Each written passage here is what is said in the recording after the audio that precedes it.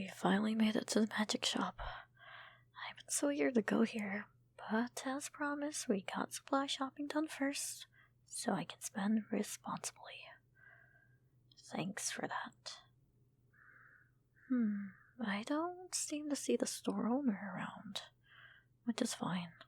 I'm sure they're here somewhere. Just to let you know, every magical store is different.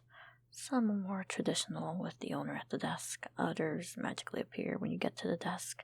Sometimes they're wandering the store. They could be invisible too. I've seen it all. It goes without saying, but do not by any means attempt to steal anything here, because trust me, they're watching even if you don't see it. And usually these store owners are quite ruthless. And before you come to any conclusions, no, I have never attempted theft. I would never stoop that low. Though I have been a witness to many stupid individuals thinking they can get away. And, well, it never ends well for them. They get caught and sometimes humiliated. Honestly, as messed up as it sounds, it can be entertaining to see. Some of these shop owners really know some high-level magic.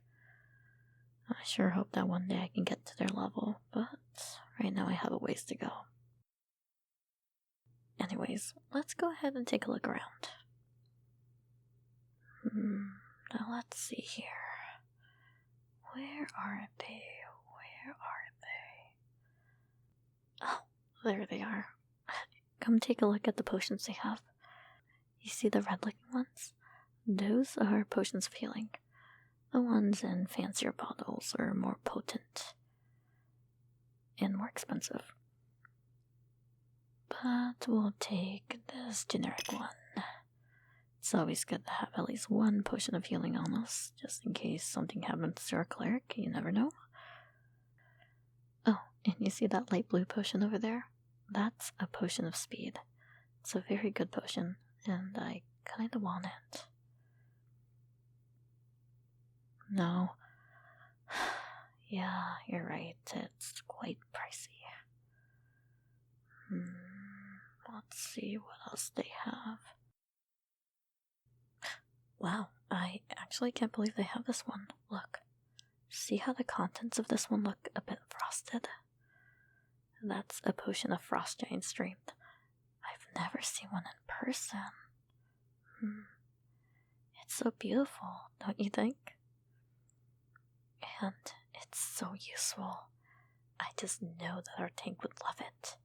So we have to get it. I know what you're thinking. It's way too pricey, but you have to realize these potions are rare. We may not see them on our way to our destination, and it may come in handy since we don't exactly know what we're getting ourselves into, so I think it's a pretty important investment. I wouldn't want us to regret not getting it. I'm not convincing you, am I? Fine, I'll keep looking around, but if I don't see anything else of interest, I'm going to get it. Let's see, what else can I find here? Oh, come take a look at this. You see that flask over there? That's alchemist fire. What you do is you take that flask and you throw it, and when it breaks, the contents are then exposed to air and it ignites into flames. Pretty cool, huh? It can be good in a pinch, but it's not really my style. You really gotta be accurate when you throw those things, meaning there's a lot of room for error. There's so many things here. It's always nice going to these magic shops. I find myself just wandering and seeing all kinds of things. It's honestly one of the more fun parts of adventuring. What was that? Is there a magical item that I really want? Let's think about it. I mean, there is, but what I have in mind is pretty hard to come by. And even if we did find it, there'd be no way that we could afford it. The item I'm talking about is a bag of holding, It's basically a bag that can hold a bunch of things. Honestly, to give you an idea, I could probably put everyone's equipment in there and more. Crazy, right?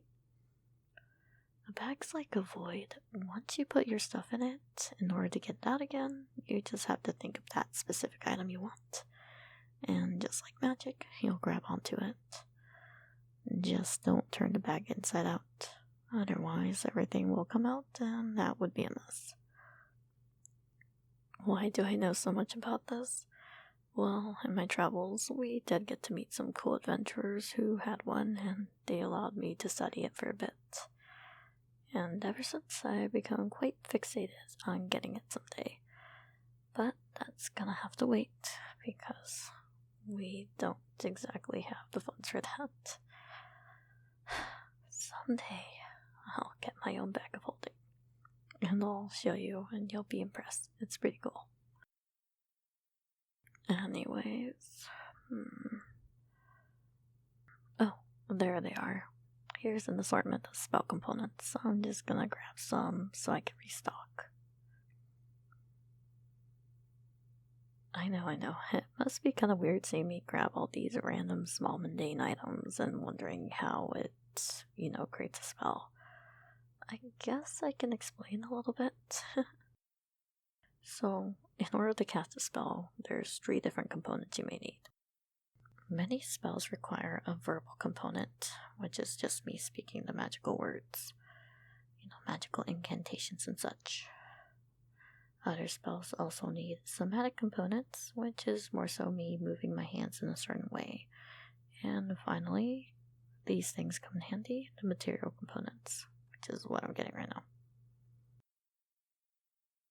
Just keep in mind that all spells are different. Some spells only need a verbal component, others may need a mixture of the 3 mentioned. How do I keep these spells straight in my head? Well, look here. And this is my spell book. It has every single spell that I know written down. Of course, in the heat of combat, I can't just pull this book out and look for the right spell. That would give the enemy more than enough time to deal with me. Therefore, I make it quite an effort to study my spellbook religiously, so that I can commit the most important spells to memory. I tend to prioritize spells for offense, protection, and getting away. The ones that are very situational I don't remember as well, and may need to reference my spellbook for. And yes, it may sound like a lot of work. It really is. But this is my power, and it's how I contribute to the party, so I take it very seriously.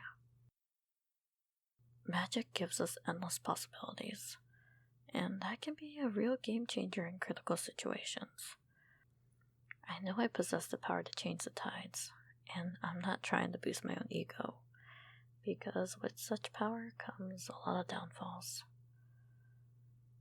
Besides the fact that I need to memorize my spells, well, one good look at me will tell you I'm not good when it comes to being in the front lines. Without my magic, I'm pretty close to a standard villager when it comes to fighting. And there's so many ways to impair a wizard's fighting potential, like making them unable to speak. Like I mentioned earlier, many spells require a verbal component. So all a tough fighter really needs to do is hit me in the throat and make me unable to speak. But there's also magical means to prevent one from speaking, such as a silence spell. And yes, there are spells that don't need a verbal component. But in those cases, all you gotta do is get rid of my components here, and that, decreases the number of spells I can use. And for spells that need me to wave my hands, well, if I'm restrained in any way, that makes that a lot tougher. Do you understand what I'm trying to say? Yeah. Basically, I'm telling you that while I have a lot of power in my spells, I'm not this untouchable being. And there are so many ways to render me useless. I mean, our tank could be restrained, but good luck restraining that guy. It's gonna take a lot more effort than, someone like me. But what I'm getting at is, I have to rely on you guys, and you guys have to rely on me too. We all have our own purpose here. I'm only telling you this because I want you to understand my limits and my weaknesses, so that you can, keep that in mind while we're in combat and try to prevent that by all means. I really do hope that you'll have my back when I need it, because I'm gonna do my best to cover for everyone here. And I'm sure you'll continue to learn more about everyone in the party in regards to the things we can and cannot do. So I hope you pay attention in those moments. Oh, I should probably mention one thing to maybe decrease your worries. It's about our cleric. Yeah, she uses magic, but her magic is different from mine. You see, clerics usually get their magic from a higher being, like a god of such. So there isn't so much of the studying component needed. But as I said earlier, any spell, regardless, does require a mix of the three components I've mentioned earlier. In the cleric's case, her spells come more to her through this higher being, and through the means of prayer. She basically doesn't need to carry around a big spellbook like I do. And a different way to explain it would be, I guess the spells just come to her, if that makes any sense.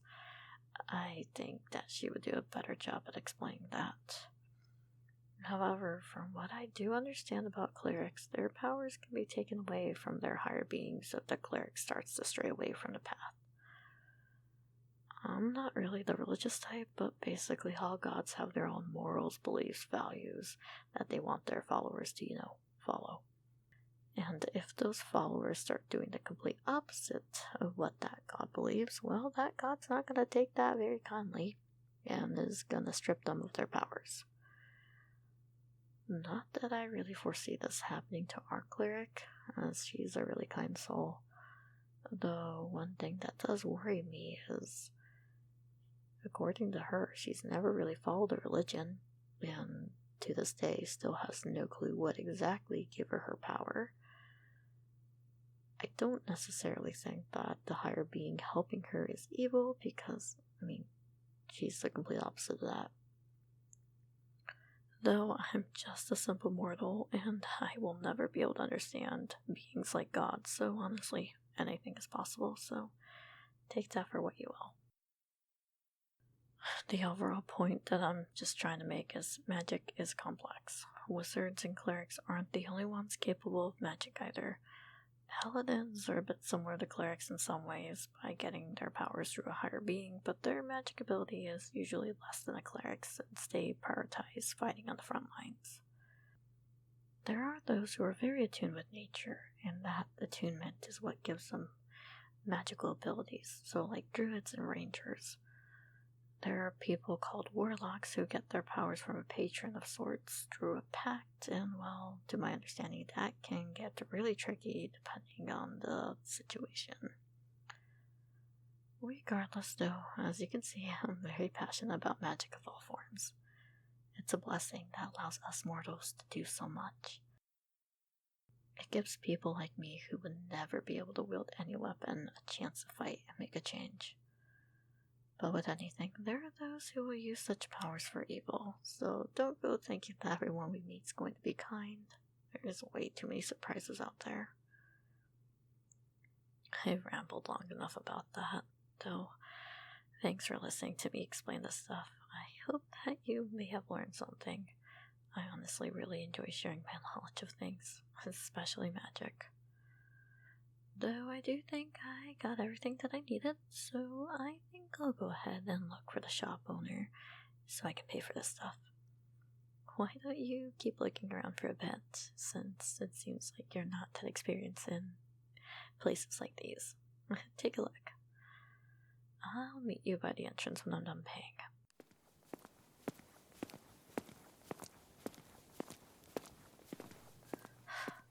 I don't think they noticed me sneaking the potion of frost giant strength into the basket.